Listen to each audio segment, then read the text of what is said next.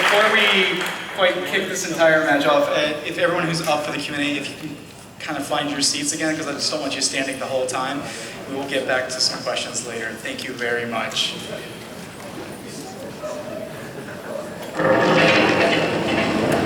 my mic working? Capture the flag. So we're going to show capture the flag.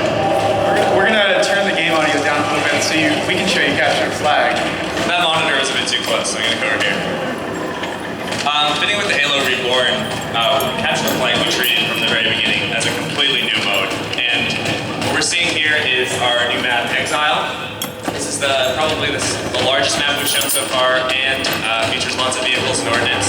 You can play it on the show floor, and we have our multiplayer devs here, Doug, Will, and Kate demoing. What Doug's going to do here is demo the new Capturing the Flag, or Pick Up the Flag experience. Carrying flag. And a lot just happened there.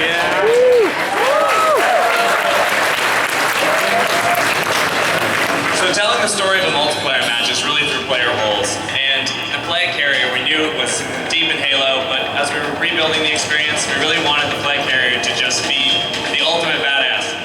And so right away we had some music kick off, a clear indication of what's going on the top with our new UI that sort of an individual presentation layer for every role you're taking in the match. He's also got a magnum. I like to call it the flagnum. It's kind of sweet.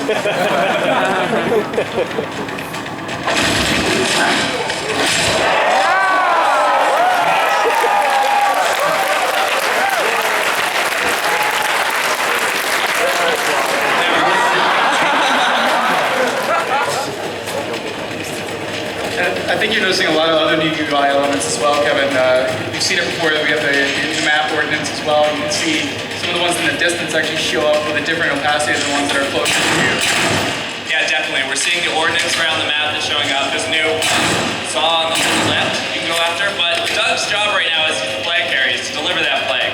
So you can see the deliver icon on the left. That shows up just for him and driving it. Flag jumps. That's another new medal. Kill their carrier. So as Doug's earning these extra points now, he's really taking a much bigger role in the scoring system. We're going to talk more about that. Flag capture.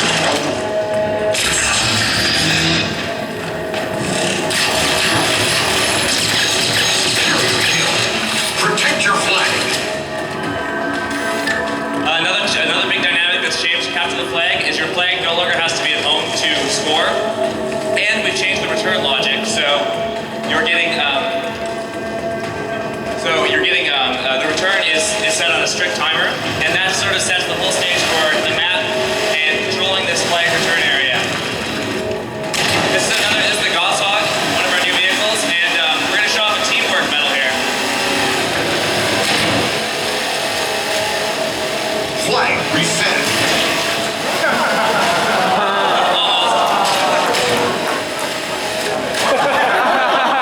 This is a very live demo. Road trip. What's awesome about that medal is every player in that Warthog just earned that one. So it's a really great way of rewarding teamwork, and we're looking for these fun and exciting things the players are doing naturally and finding new ways to reward them. So Doug's driving here, and he also gets the deliver nav point, which is an example of our customized presentation layer for each player. Capture assist. And the flag driver assist, which is another new medal.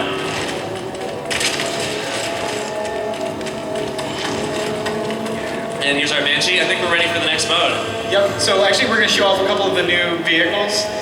This is the Banshee, which is a returning favorite, but we've made quite a few changes from Halo Reach's iteration. Josh, I wonder if you could talk a little bit about that. Yeah, I mean, a couple of things that we did with the Banshee. We slowed down some of the Banshee tricks just to make it a little bit easier to track when it's in the sky.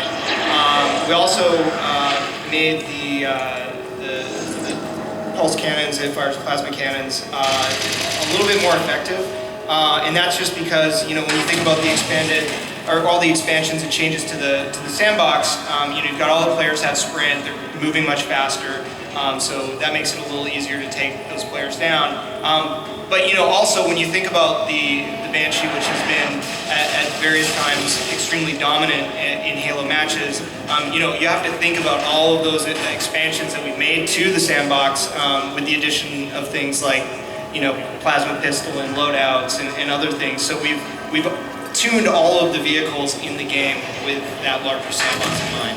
And the Banshee's not the only returning favorite vehicle. I think you may have seen the tank Scorpion underneath here, and I think Doug's going to switch over and show off some of the changes to that vehicle as well. First thing you notice, looks brand new model. It's got new audio. And the secondary turret's actually been improved quite a bit from previous games, and as Josh mentioned, that was one of those balancing acts to kind of acknowledge all the new sandbox options, like plasma grenades, other things, plasma pistols that people have at their disposal. If Doug can shoot in the distance real quick with the big turret, the main cannon. See, in addition to the new audio, there's actually a little bit of a ballistic arc drop, so at extreme distances you really have to account for drops of the shell. And so it's a little more difficult to hit at extreme distances and helping to balance out so you're just not constantly getting hit by tank over and over again while you're just trying to find some cover on the map. Yeah, we also made some changes to the way that it handles, just to kind of, it's almost like a hybrid, right? Yeah, we've gone back a little bit more to the Halo 3 style of handling compared to Halo Reach. And if you remember, you sort of had to do some funky kind of played Street Fighter kind of Hadouken kind of stick movements to be able to turn in tight corners. And so that was something we sort of went back to more of the style of Halo 3 with the tank as well. So that's just two of the vehicles that are returning. This time we're actually going to switch over to a different mode and we'll show off something that we haven't shown publicly before. And so the guys are just going to switch out.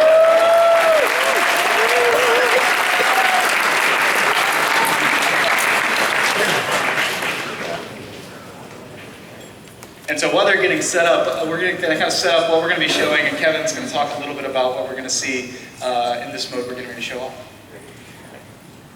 Talk about the mode before we show it. It's even more fun.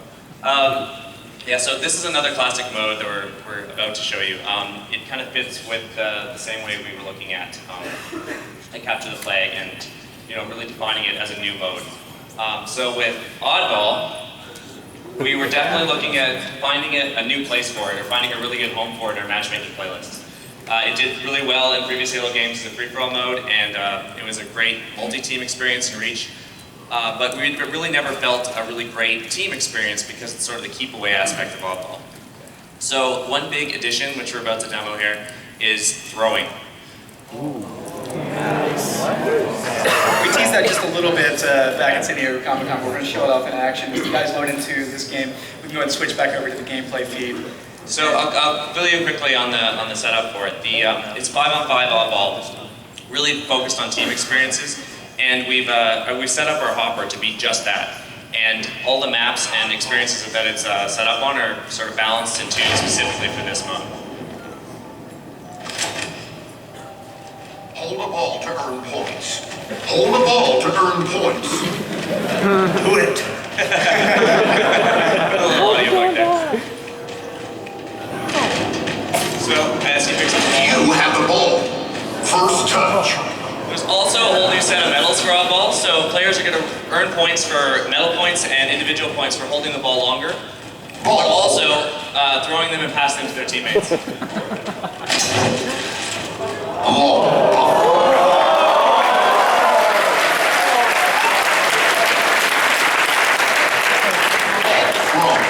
Oddball was already kind of like the ultimate game of keep away, and now we're just taking that to sort of extreme level.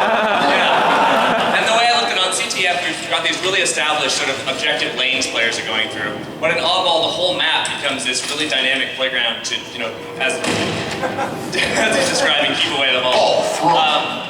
It's thrown just like a grenade, so if you can throw a grenade, you can throw an Oddball. You have the ball. Catching it's a bit more difficult. Dodge your ball, calls John. Long bomb. And of course, you're not just throwing it to teammates as well. Ball assassinations. You have the ball. Long bomb. got really good at catching on the last couple of days. They've been practicing quite a bit. Ball thrown. You have the ball. Nice catch. Long bomb. This epic game of keep away continues. Yeah, and that's odd ball. All right, that's all. So we're not gonna end it quite there. We actually do have one more mode we wanted to show off here today. And while we're setting that up, I think we have a little background story Josh wants to share with us about what you're about to see. Yeah, so last year we did the Halo Fest panel, and right after we kind of finished that up, and I was getting off the stage, I got completely cornered by Goose Checka from Gripball Hub, and so she asked me, what can you tell me about Gripball and Halo 4? And of course, we're working on tons of different things, and we're not able to talk about it. And so I was like, I can't really say anything except for we really like Gripball. But here today, we're going to be able to show for the very first time Gripball in Halo 4.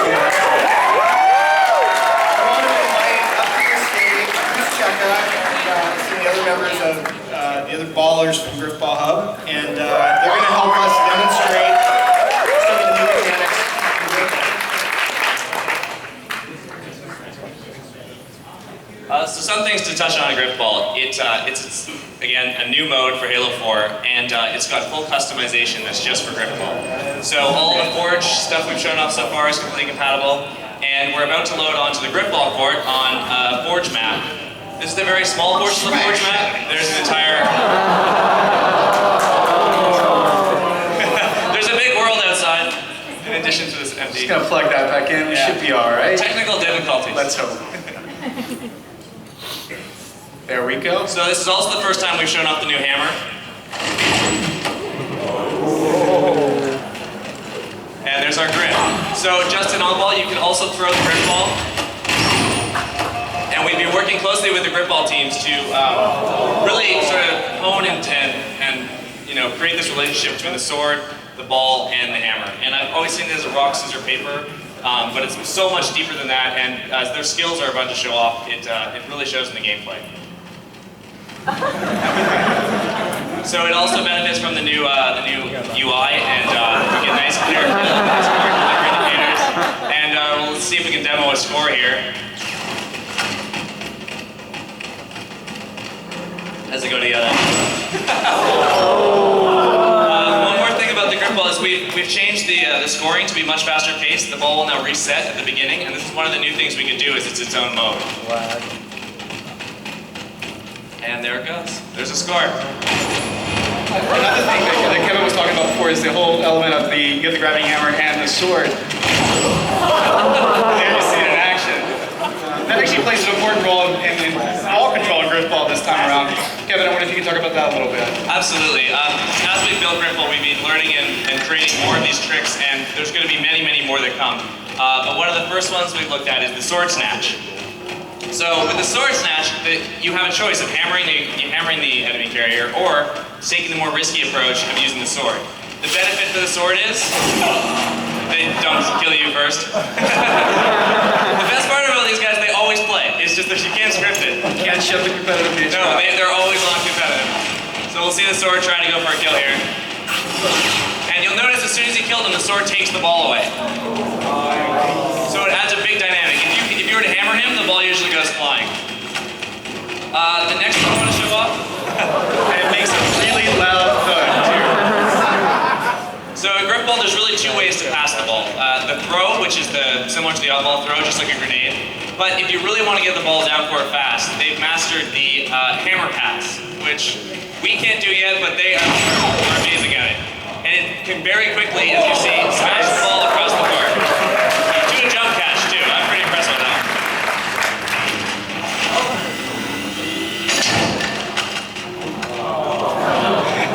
A few more tricks that are still developing are the boost and a few other long throws, and I think we'll get another 30 seconds or so of gameplay to see here. There it is. We really gotta learn how to do that. Yeah. So yeah, I think that's Grip Ball. So thank you everyone from Grip Ball Hub for coming up and demoing.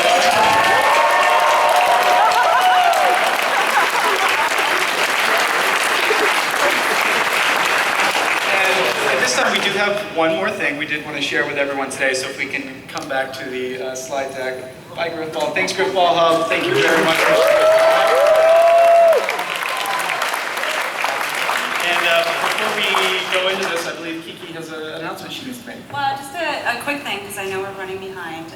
First off, one thing we talked a lot about storytelling and character design and all that. One thing we didn't touch on was kind of the whole other half of storytelling, which is audio. Tajin, our audio director, is literally chained to his desk right now, finishing out the audio on the game, so he couldn't be here, but that is a really, really vital component of all of our storytelling goals. So I just wanted to send a shout out to Tajin and the audio team.